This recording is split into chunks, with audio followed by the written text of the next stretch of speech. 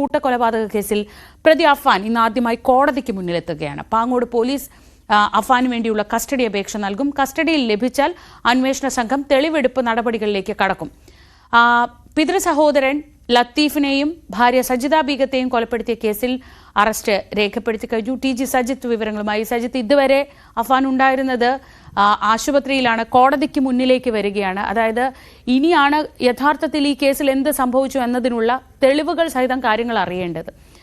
ഇന്നത്തെ ദിവസം എത്രത്തോളം പ്രധാനപ്പെട്ടതാണ് ആ തരത്തിൽ?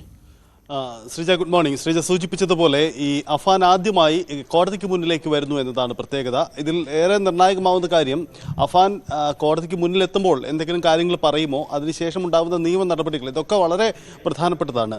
ഈ കേസുമായി ബന്ധപ്പെട്ട് ഇതുവരെ അവശേഷിക്കുന്ന ചില ദുരൂഹതകളുണ്ട്. അതുകൂടി നീക്കാൻ ഈ അഫാനെ കസ്റ്റഡിയിൽ കിട്ടിയേ പറ്റൂ പോലീസിന്. ചോദ്യം ചെയ്യണം, അതിനുശേഷം തെളിവെടുപ്പടക്കമുള്ള മറ്റ് നടപടിക്രമങ്ങളുമുണ്ട്.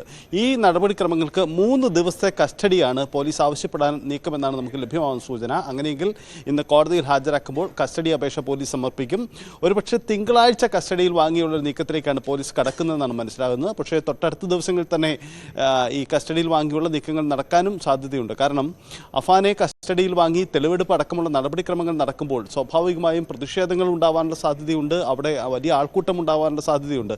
അതൊക്കെ കണക്കിലെടുത്തുകൊണ്ടുള്ള നീക്കങ്ങൾ സ്വാഭാവികമായും ഉണ്ടാകുമെന്ന് നമുക്ക് കരുതാം. എന്തായാലും ഈ കേസുമായി ബന്ധപ്പെട്ട് ഏറ്റവും നിർണായകമായ ഒരു ഘട്ടത്തിലേക്കാണ് കടക്കുന്നത്. കാരണം അത് അഫാനെ പോലീസ് കസ്റ്റഡിയിൽ വാങ്ങുന്നു എന്നതാണ് സാഹചര്യം.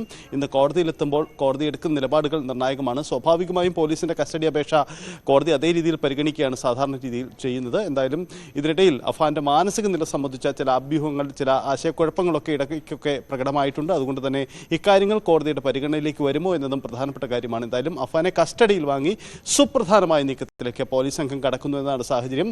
പോലീസ് കസ്റ്റഡിയിൽ ചോദ്യം ചെയ്യും. ഒരുപക്ഷേ ഈ മാനസിക വിദഗ്ധരുടെ കൂടി സാന്നിധ്യത്തിൽ ചോദ്യം ചെയ്യൽ നടക്കാനുള്ള സാധ്യതയുമുണ്ട്. അതിനപ്പുറം തെളിവെടുപ്പ് അടക്കമുള്ള നടപടികളിലേക്ക്, ഈ കൊലപാതകം നടന്ന ഇടങ്ങളിലേക്ക് അഫാനെ നേരിട്ടെത്തിച്ച് അതിൻ്റെ വഴികൾ, അതിനുവേണ്ടി സ്വീകരിച്ച വഴികൾ, അത് എന്തിനു വേണ്ടി, ഇക്കാര്യങ്ങളിലൊക്കെ വ്യക്തത വരുത്താനായിരിക്കും പോലീസ് സംഘത്തിൻ്റെ ഇനിയുള്ള നീക്കം. ശരി, ടി.ജി. സജിത്താണ് ന്യൂസ് ഡെസ്കിൽ നിന്ന് വിവരങ്ങൾ നൽകിയത്.